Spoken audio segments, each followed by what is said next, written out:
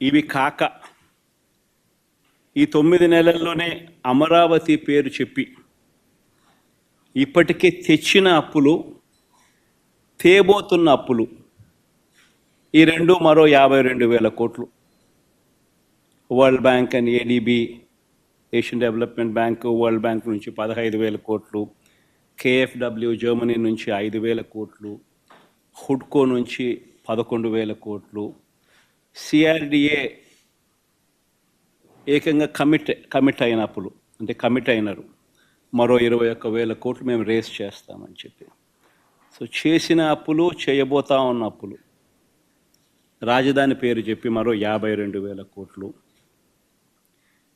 ఇవి కాక Markfed, civil supplies కార్పొరేషన్ల ద్వారా మరో 8,000 కోట్లు,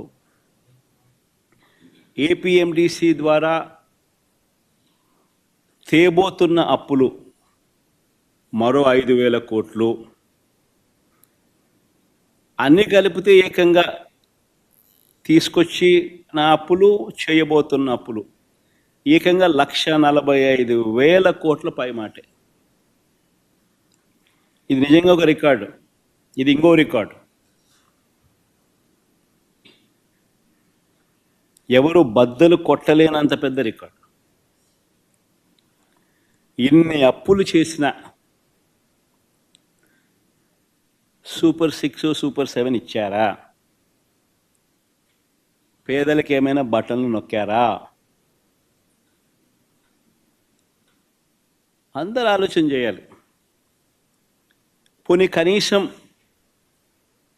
మా ప్రభుత్వం గతంలో అమలు చేస్తూ ఉన్న పథకాలు ఏమైనా కొనసాగుతూ ఉన్నాయా?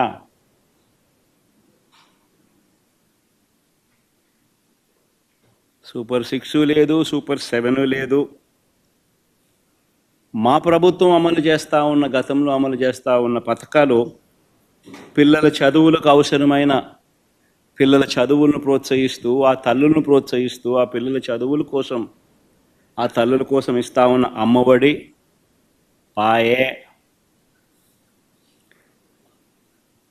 రైతన్నలకు తోడుగా నిలబడే రైతు భరోసా పథకం పాయే, వసతి దీవెన పాయే,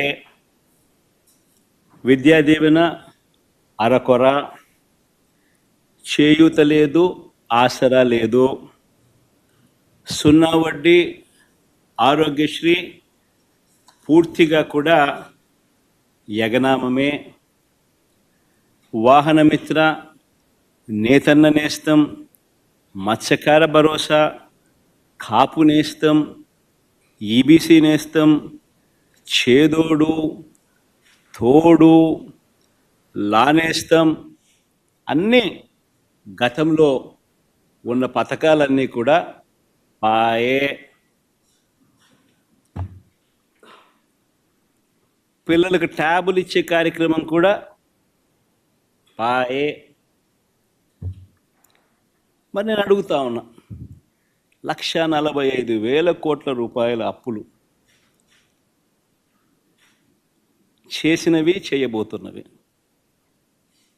ఎవరి జేబీలోకి పోతా ఉన్నాయి?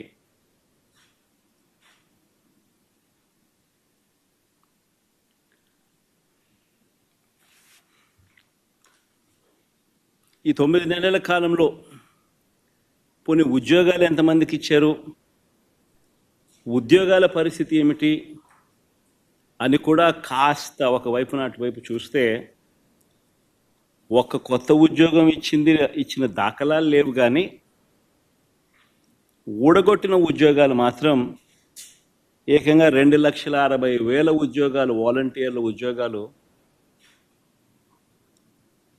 పూర్తిగా తీసేశాడు. 18,000 మంది బ్రేవరీస్ కార్పొరేషన్లో 18,000 మంది వాళ్ళ ఉద్యోగాలు పాయే. 2,60,000 మంది వాలంటీర్ల ఉద్యోగాలు పాయే. బ్రేవరీస్ కార్పొరేషన్లో మరో 18,000 ఉద్యోగాలు పాయే.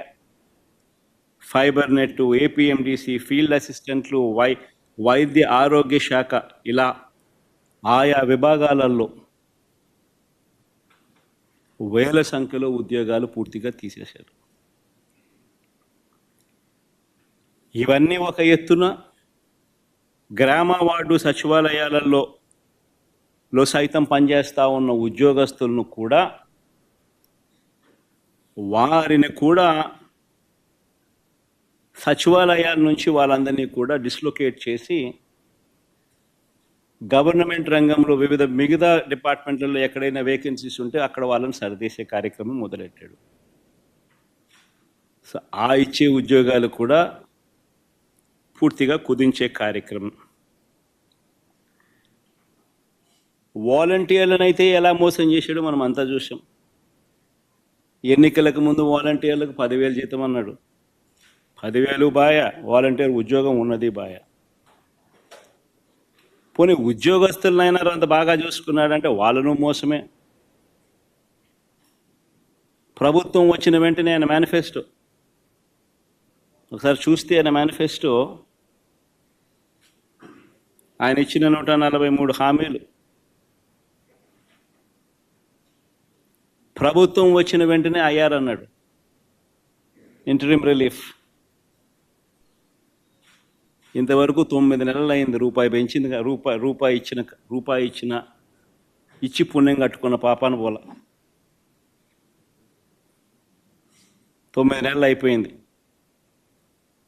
ఉద్యోగులకు మెరుగైన పిఆర్సీ అన్నాడు.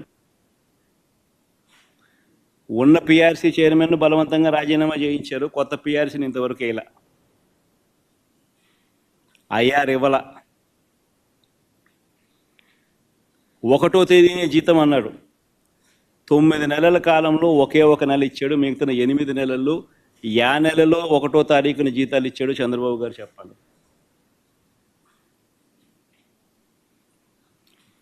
3 డిఏలు పెండింగ్, ట్రావెల్ అలవెన్సులు pending, surrender leave pending, medical reimbursement అన్నీ పెండింగ్. చివరికి ఉద్యోగస్తులకు సంబంధించిన జిఎల్ఐలు, జీపీఎఫ్లు కూడా తాను వాడేసుకుంటా ఉన్నాడు.